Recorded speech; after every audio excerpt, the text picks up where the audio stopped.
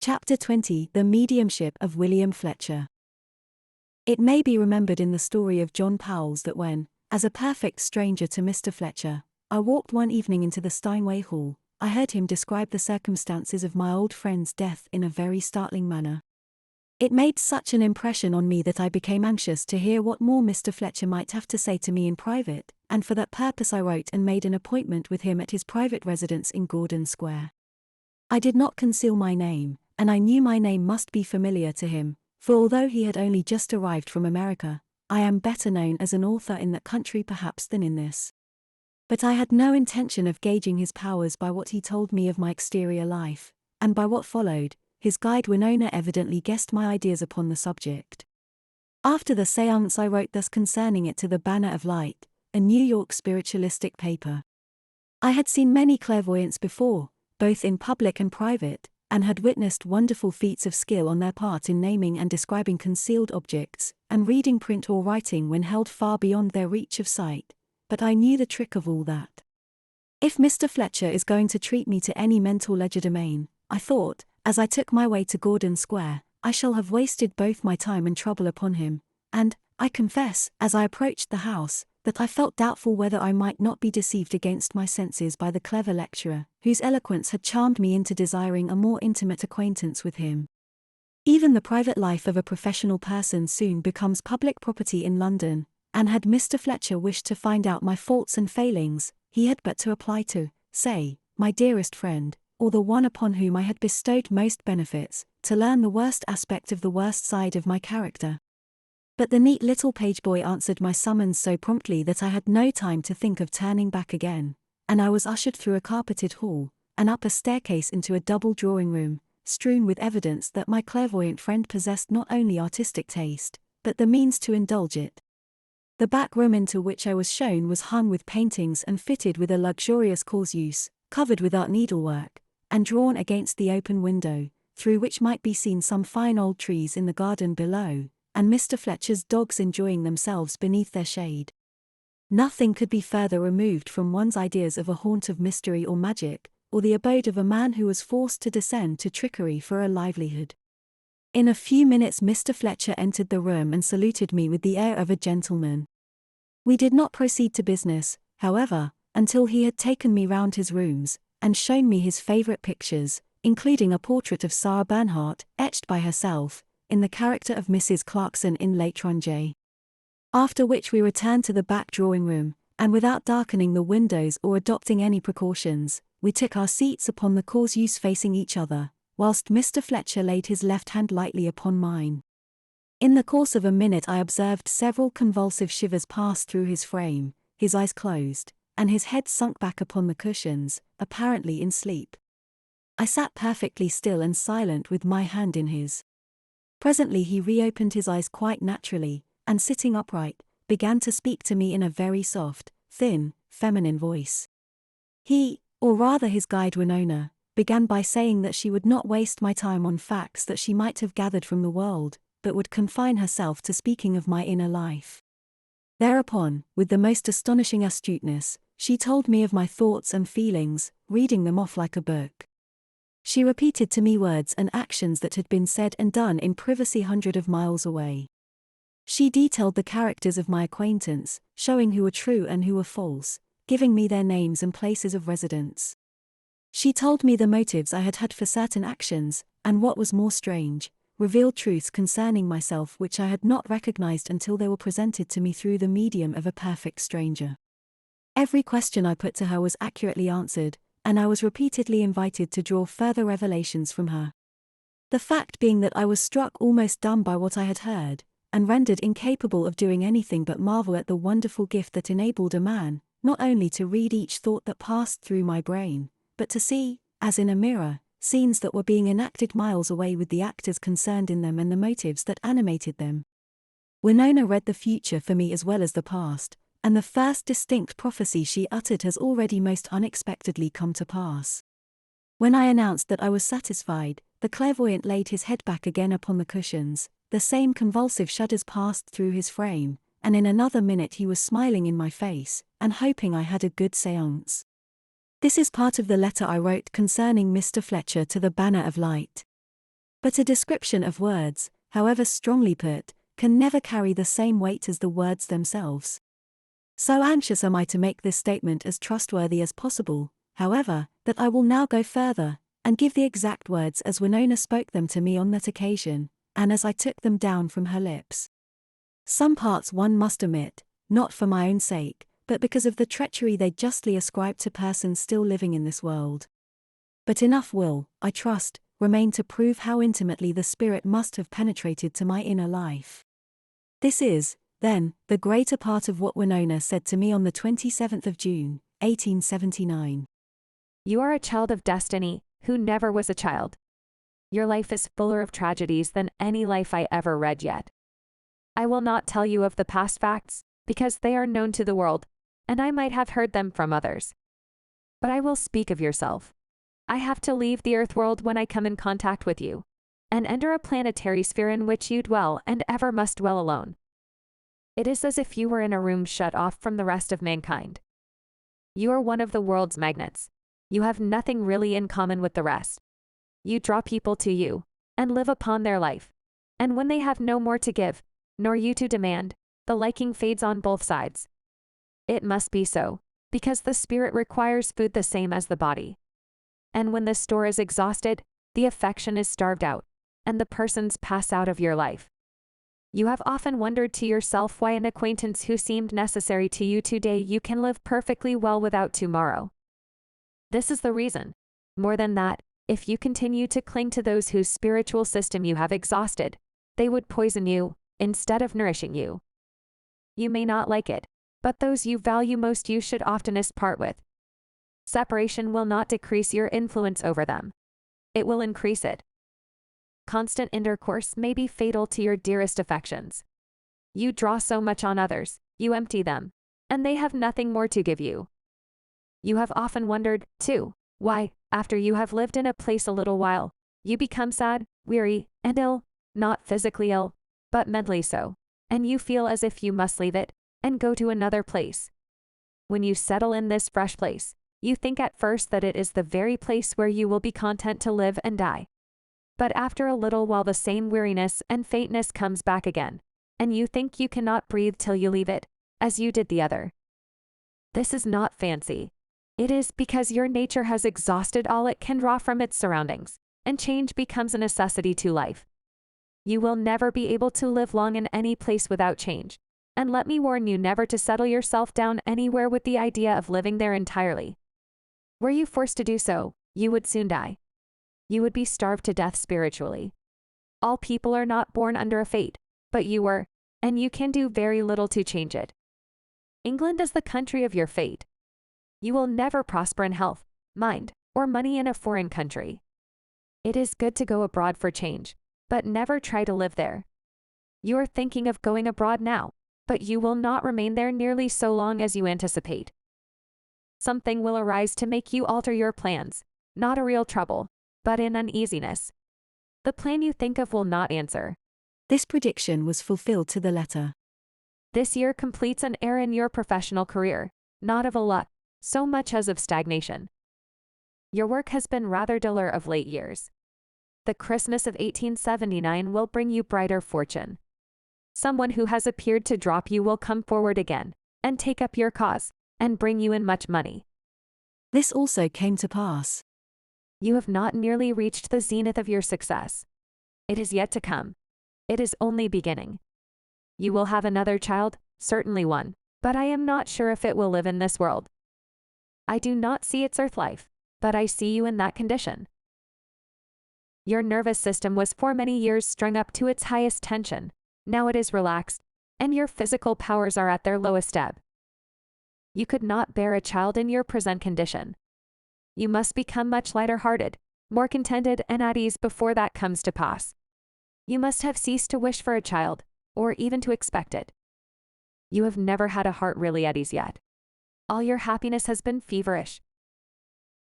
I see your evil genius. She is out of your life at present, but she crossed your path last year, and caused you much heart-burning, and not without reason. It seems to me that some sudden shock or accident put an end to the acquaintance. But she will cross your path again, and cause you more misery, perhaps, than anything else has done. She is not young, but stout, and not handsome, as it seems to me. She is addicted to drinking. I see her rolling about now under the influence of liquor. She has been married more than once. I see the name, written in the air. She would go any lengths to take that you value from you, even to compassing your death. She is madly in love with what is yours. She would do anything to compass her ends, not only immoral things, but filth. I have no hesitation in saying this. Whenever she crosses your path, in public or private, flee from her as from a pestilence.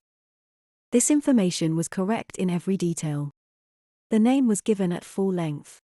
I repeat it as a specimen of the succinctness of intelligence given through trance mediumship. 1883 will be a most unfortunate year for you. You will have a severe illness. Your friends will not know if you are going to live or die. And during this illness you will endure great mental agony, caused through a woman, one of whose names begins with. You will meet her sometime before, and she will profess to be your dearest friend. I see her bending over you, and telling you she is your best friend, and you are disposed to believe it. She is as tall as you are, but does not look so at all from a habit she has of carrying herself. She is not handsome, strictly speaking, but dark and very fascinating. She has a trick of keeping her eyes down when she speaks. She is possibly French, or of French extraction, but speaks English. She will get a hold upon a mind that will nearly separate you. At this juncture I asked, how can I prevent it? If I told you that if you went by the 3 o'clock train from Gower Street, you would be smashed, you would not take that train. When you meet a woman answering this description, stop and ask yourself whether she is the one I have warned you against, before you admit her across the threshold of your house. X's character is positive for good, and negative for evil. If what is even for his good were urged upon him, he would refuse to comply. But present evil to him as a possible good, and he will stop to consider whether it is not so. If he is to be guided aright, it must be by making him believe it would be impossible for him to go wrong. Elevate his nature by elevating his standard of right. Make it impossible for him to lower himself, by convincing him that he would be lowered. He is very conceited. Admiration is the breath of his life. He is always thinking what people will say of him or his actions. He is very weak under temptation, especially the temptation of flattery. He is much too fond of women. You have a difficult task before you, and you have done much harm already through your own fault. He believes too little in the evil of others, much too little. If he were unfaithful to those who trust him, he would be quite surprised to find he had broken their hearts. Your work is but beginning. Hitherto all has been excitement, and there has been but little danger. Now comes monotony and the fear of satiety. Your fault through life has been in not asserting the positive side of your character. You were born to rule, and you have sat down a slave. Either through indolence or despair of success, you have presented a negative side to the insults offered you, and in the end you have been beaten. You make a great mistake in letting your female friends read all your joys and sorrows. Men would sympathize and pity. Women will only take advantage of them. Assert your dignity as mistress in your own house, and don't let those visitors invite themselves who do not come for you. You are, as it were, the open door for more than one false friend. I warn you especially against 2 unmarried women, at least, if they are married, I don't see their husbands anywhere. They are both too fond of X. One very much too fond of him, and you laugh at it, and give your leave for caresses and endearments, which should never be permitted. If I were to tell them that they visit at your house for X, and not for you, they would be very indignant. They give you presents, and really like you. But X is the attraction, and with one of them it only needs time, place and opportunity to cause the ruin of X and yourself. She has an impediment in walking. I need say no more. She wants to become still more familiar, and live under the same roof with you. You must prevent it. The other is doing more harm to herself than to anyone else. She is silly and romantic, and must dream of someone. It is a pity it should be encouraged by familiarity. X has no feeling for them beyond pity and friendship, but it is not necessary he should love a woman to make her dangerous to him. As far as I can see your lives extend, X will love you, and you will retain your influence over him if you choose to do so. But it is in your own hands what you make of him, You must not judge his nature by your own. You are shutting yourself up too much. You should be surrounded by a circle of men, so that you might not draw influence from X alone. You should go out more, and associate with clever men, and hear what they have to say to you. You must not keep so entirely with X.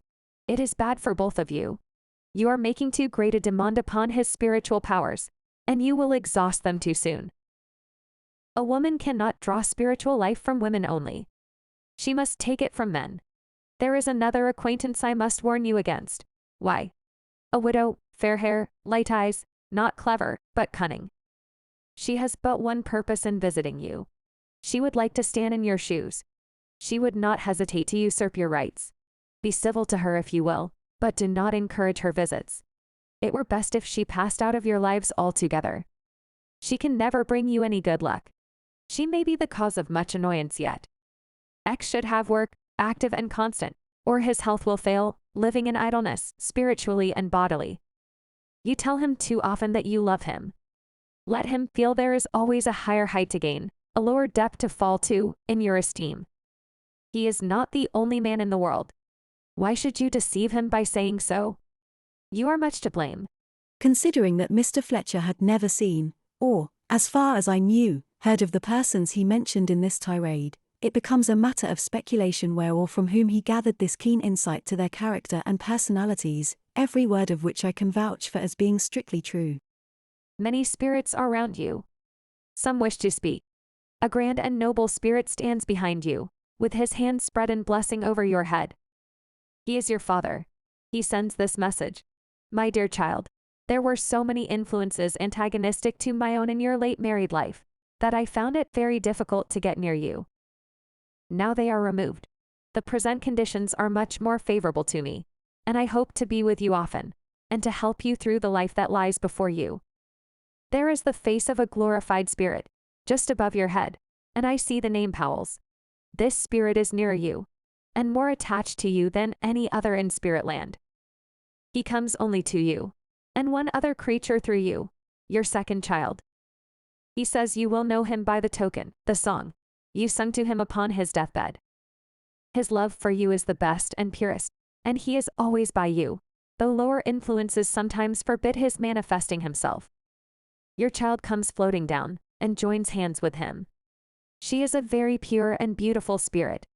She intimates that her name on earth was the same as yours, but she is called by another name in the spheres, a name that has something to do with flowers.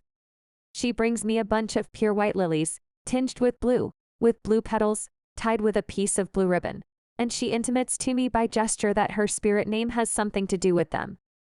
I think I must go now, but I hope you will come and sit with me again. I shall be able to tell you more next time. My name is Winona, and when you ask for me I will come. Goodbye. This was the end of my first séance with Mr. Fletcher, and I think even skeptics will allow that it was sufficiently startling for the first interview with an entire stranger. The following year I wrote again to the Banner of Light concerning Mr. Fletcher, but will only give an extract from my letter. I told you in my letter of last year that I had held a séance with Mr. Fletcher of so private a nature that it was impossible to make it public. During that interview Winona made several startling prophecies concerning the future, which, it may interest your readers to know, have already been fulfilled. Wishing to procure some further proofs of Mr. Fletcher's power before I wrote this letter to you, I prepared a different sort of test for him last week. From a drawer full of old letters I selected, with my eyes shut, 4 folded sheets of paper, which I slipped into 4 blank envelopes, ready prepared for them, still without looking, and closed them in the usual manner with the adhesive gum, after which I sealed them with sealing wax. I carried these envelopes to Mr. Fletcher, and requested Winona to tell me the characters of the persons by whom their contents had been written. She placed them consecutively to the medium's forehead, and as she returned them to me, one by one, I wrote her comments on each on the side of the cover. On breaking the seals, the character of each writer was found to be most accurately defined, although the letters had all been written years before, a fact which Winona had immediately discovered.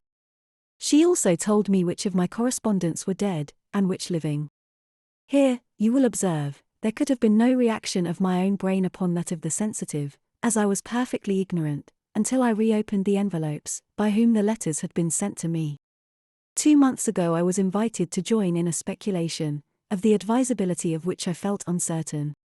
I went therefore to Mr. Fletcher, and asked for an interview with Winona, intending to consult her in the matter.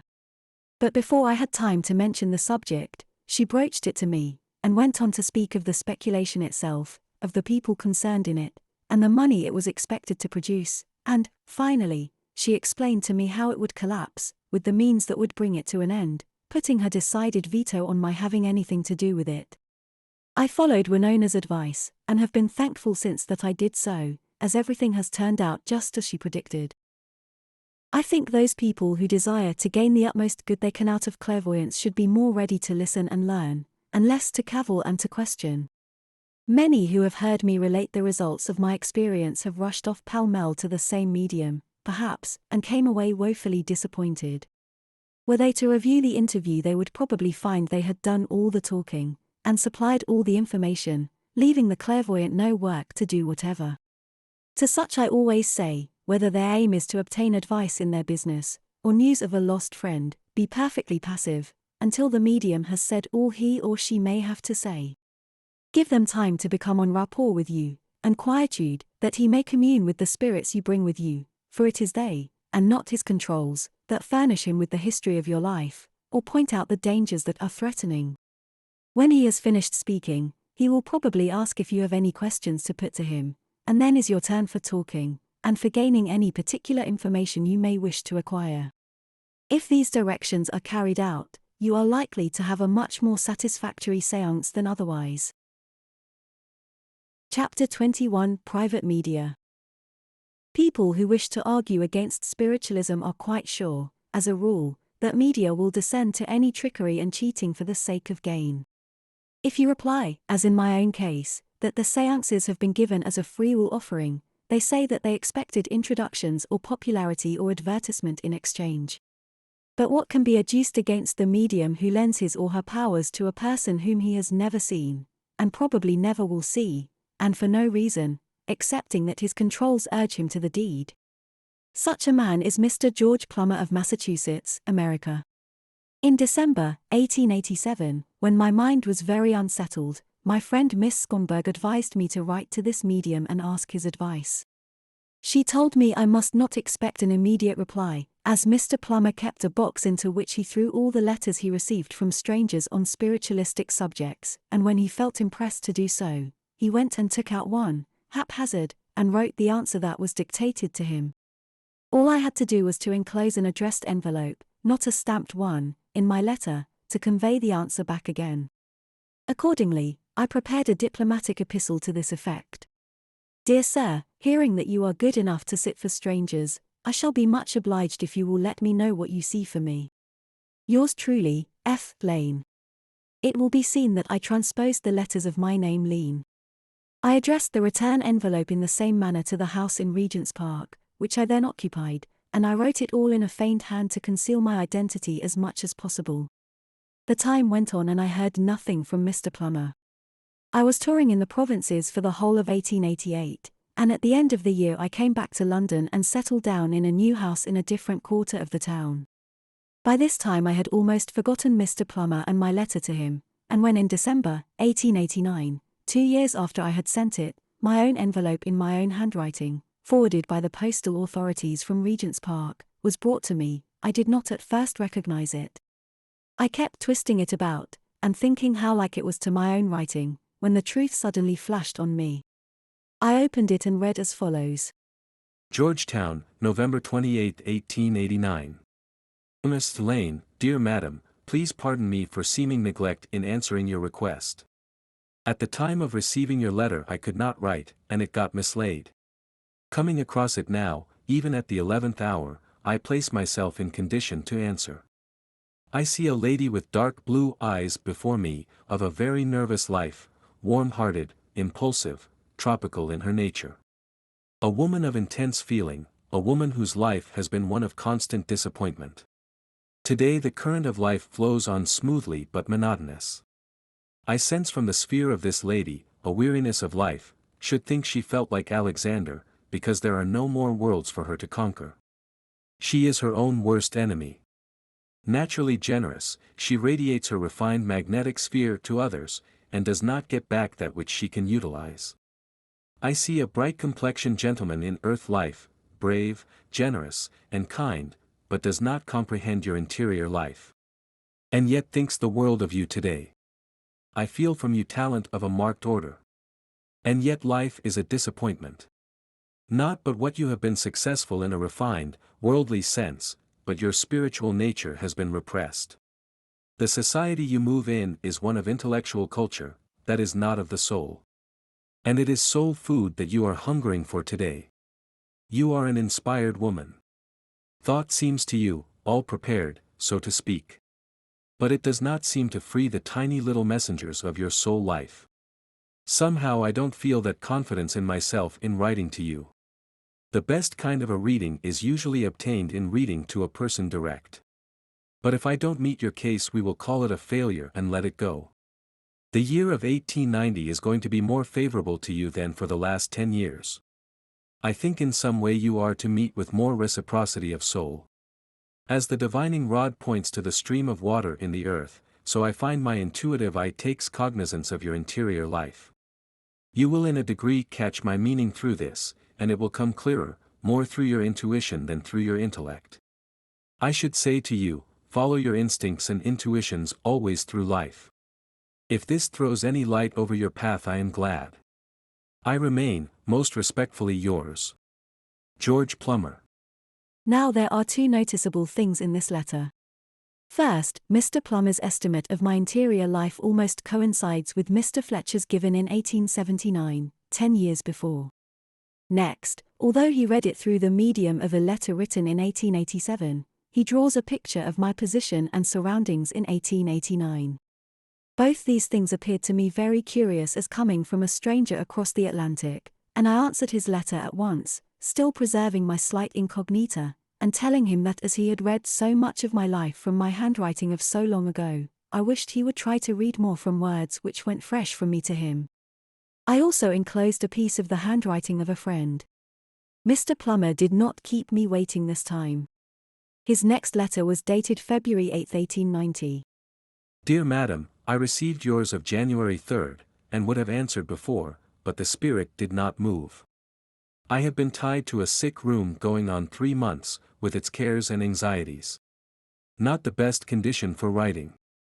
The best condition to reflect your life, to give your soul strength, is to be at rest and have all earth conditions nullified. But that cannot be today. So I will try to penetrate the mystery of your life as best I can, and radiate to you at least some strength. The relation of soul is the difficulty of your life, and you are so perfectly inspirational that it makes the condition worse. Grand types of manhood and womanhood come to you from the higher life, and your spirit and soul catch the reflection, and are disappointed because they cannot live that life. But you are getting a development out of all this friction. Now if you would come in contact with that nature that could radiate to you just what you could give to it, you would be happy. Love is absolute, you well know. Often in the exchange of thought we give each other strength. And then every letter we write, every time we shake hands, we give some of our own personality out. You are too sensitive to the spheres of people. You have such a strong personality of life that the power that inspires you could not make the perfect junction until you get so, you had rather die than live. That was a condition of negation. Now you have been running on a dead level of nothingness for 2 years and a half. This was exactly the time since my daughter had been taken from me. I mean, it seems so to you. Such a sameness of things. I get from the writing of the gentleman. A good sphere, warm-hearted, true to his understanding of things. He seems to be a sort of a halfway house to you. That is, you roam in the sea of ideality, down deep, you know. And he rather holds on to matter-of-fact, sort of ballast for you. You need it. For you are, in fact, ripe for the other life, though it is not time to go yet. Although a writer, yet you are a disappointed one. No mortal but yourself knows this.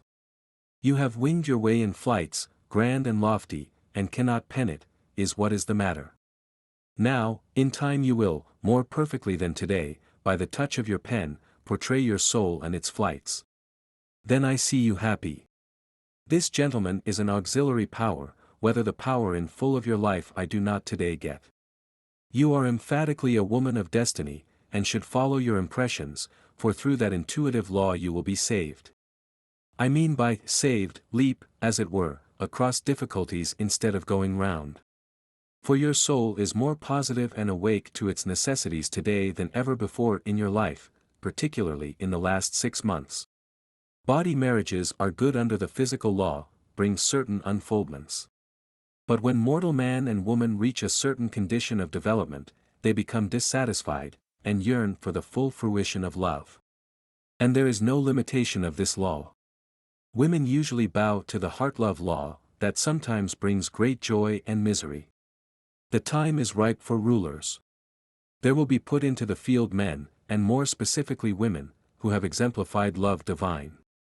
They will teach the law so plainly that they who run can read. And it can only be taught by those who have embodied it. Some years ago, in this country, there was a stir-up. It did its work in fermentation. The next must be humanization.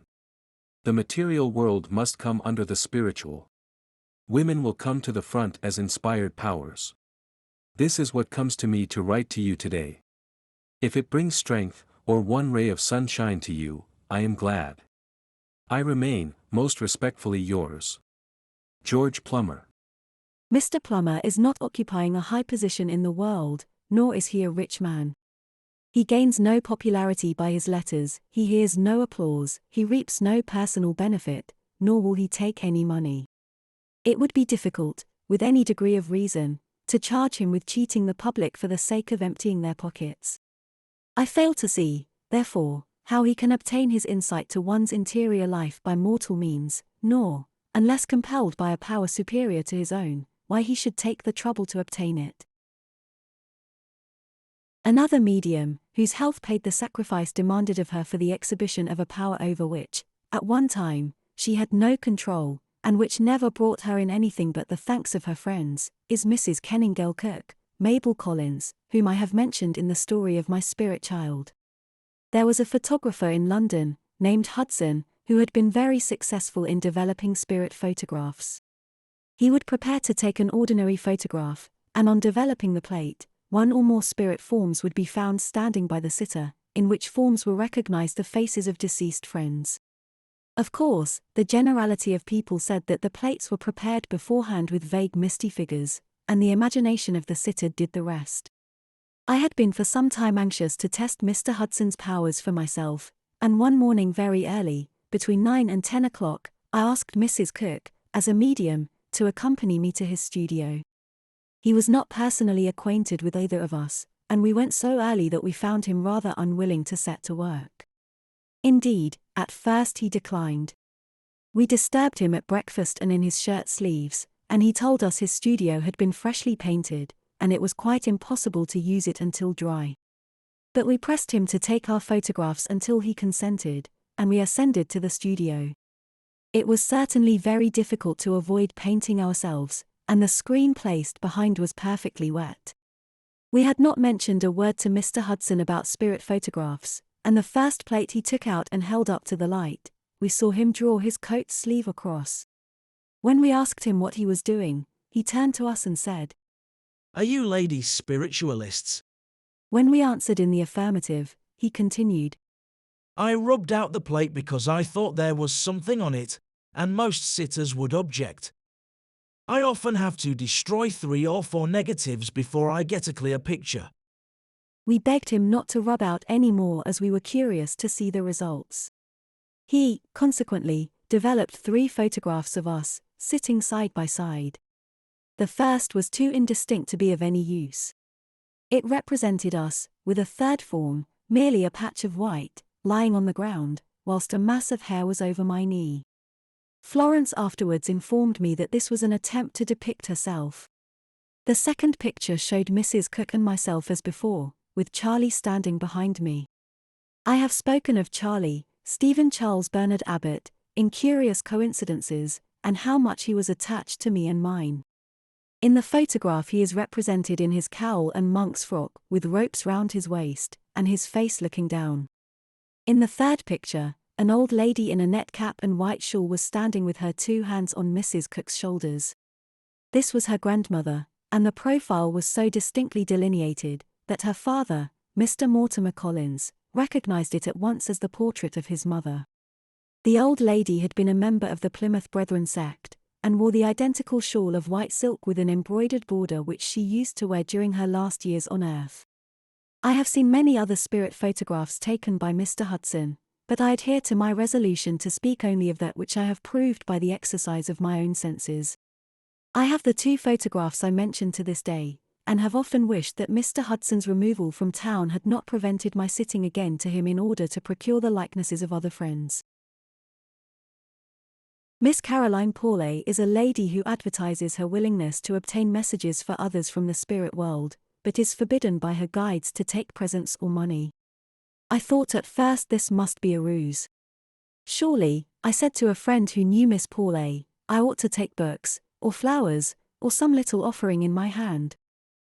If you do, she will return them, was the reply.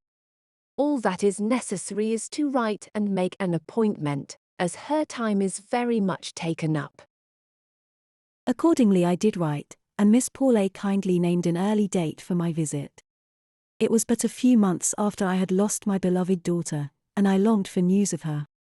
I arrived at Miss Paulet's residence, a neat little house in the suburbs, and was received by my hostess, a sweet, placid-faced woman, who looked the embodiment of peace and calm happiness.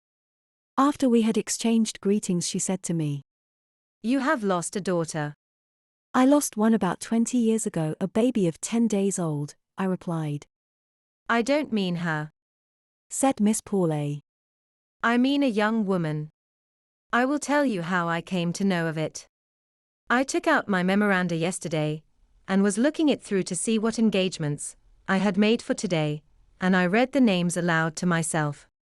As I came to the entry, Mrs. Lean, 3 o'clock, I heard a low voice say behind me, "That is my dear, dear mother," and when I turned round, I saw standing at my elbow a young woman about the middle height, with blue eyes and very long brown hair, and she told me that it is she whom you are grieving for at present.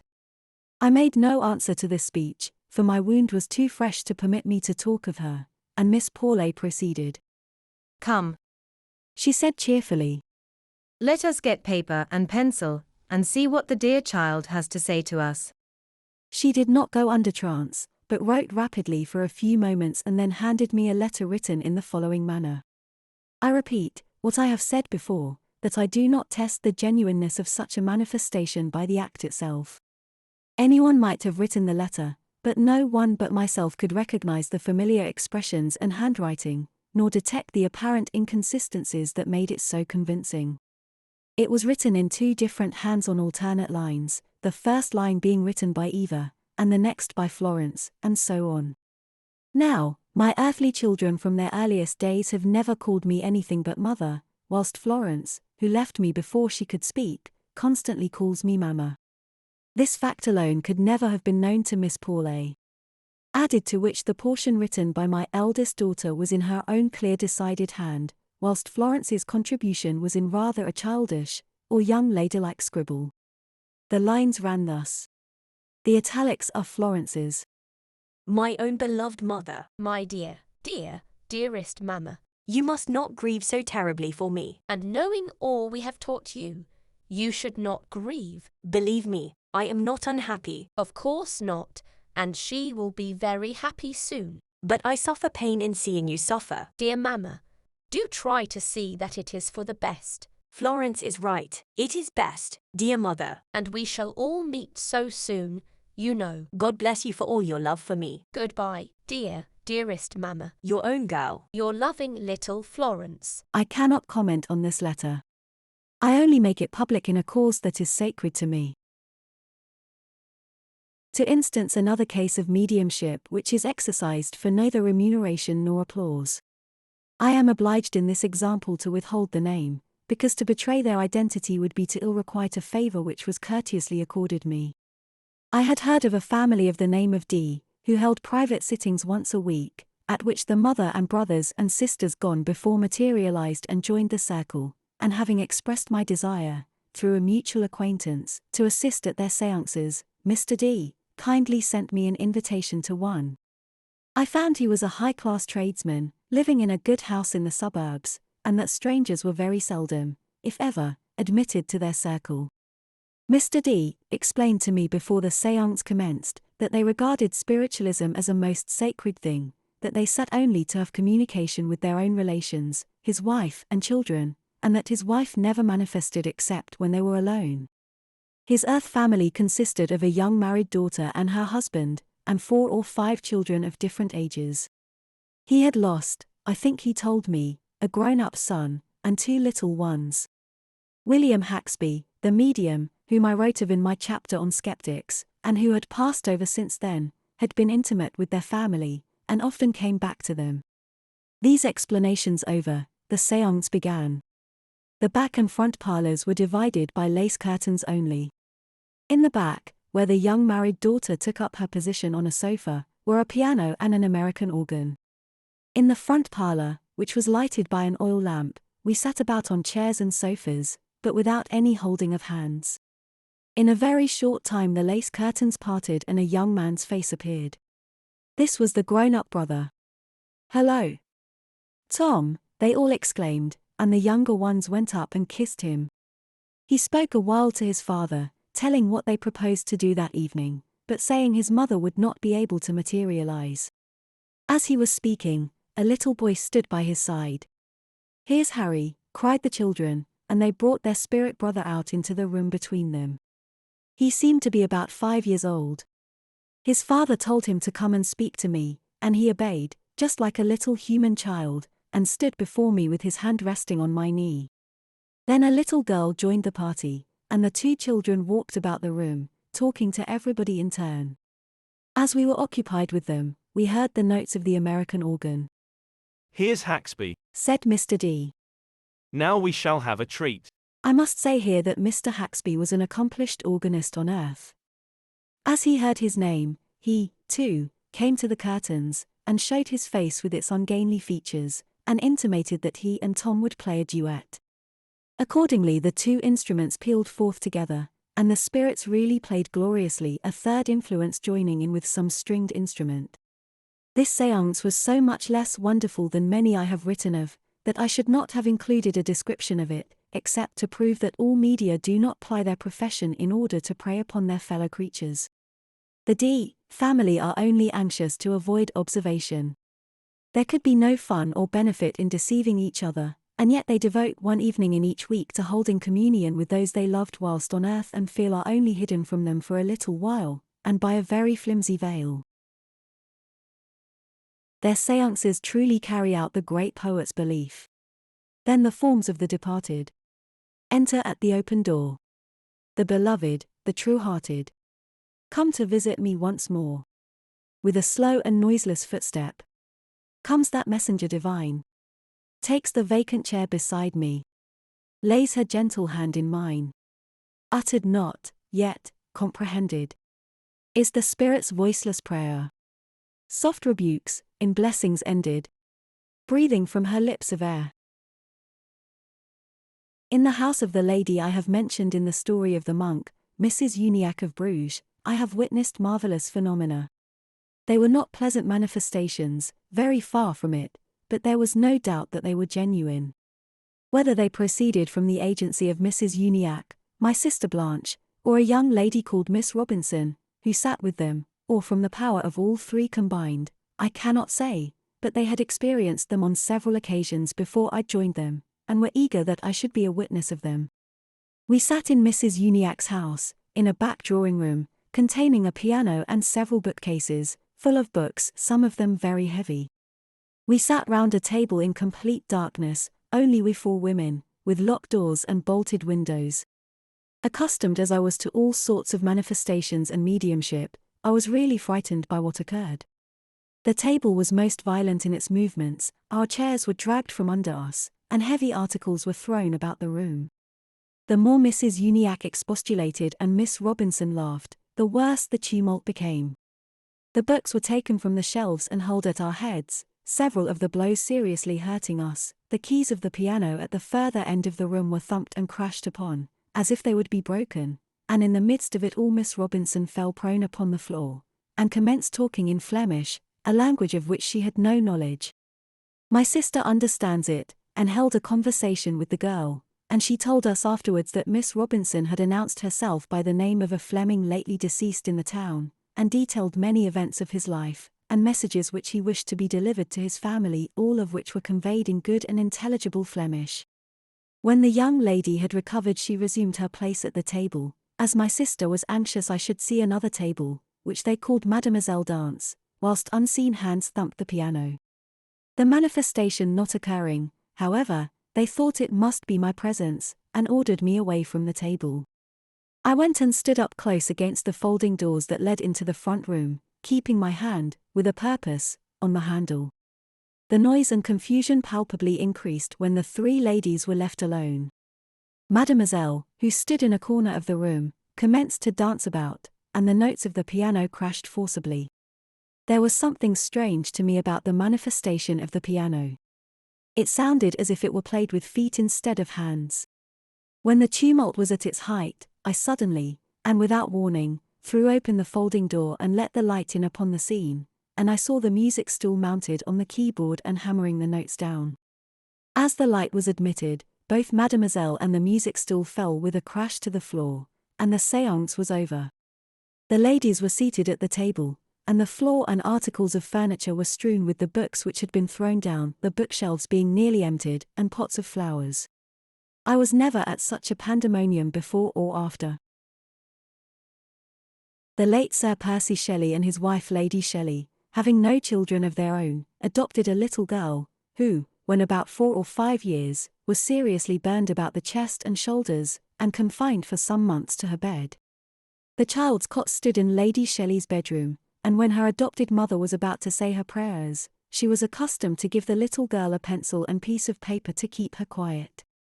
One day the child asked for pen and ink instead of a pencil, and on being refused began to cry, and said, "The man said she must have pen and ink."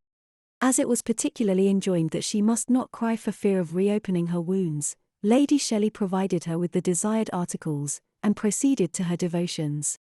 When she rose from them, she saw to her surprise that the child had drawn an outline of a group of figures in the Flaxman style, representing mourners kneeling round a couch with a sick man laid upon it. She did not understand the meaning of the picture, but she was struck with amazement at the execution of it, as was everybody who saw it. From that day she gave the little girl a sheet of cardboard each morning, with pen and ink, and obtained a different design, the child always talking glibly of the man who helped her to draw. This went on until the drawings numbered 30 or 40, when a glossary of symbols was written out by this baby, who could neither write nor spell, which explained the whole matter. It was then discovered that the series of drawings represented the life of the soul on leaving the body, until it was lost in the infinity of God, a likely subject to be chosen, or understood, by a child of 5. I heard this story from Lady Shelley's lips, and I have seen, and well examined, the original designs. They were at one time to be published by subscription, but I believe it never came to pass. I have also seen the girl who drew them, most undoubtedly under control. She was then a young married woman and completely ignorant of anything relating to spiritualism. I asked her if she remembered the circumstances under which she drew the outlines, and she laughed and said no. She knew she had drawn them, but she had no idea how.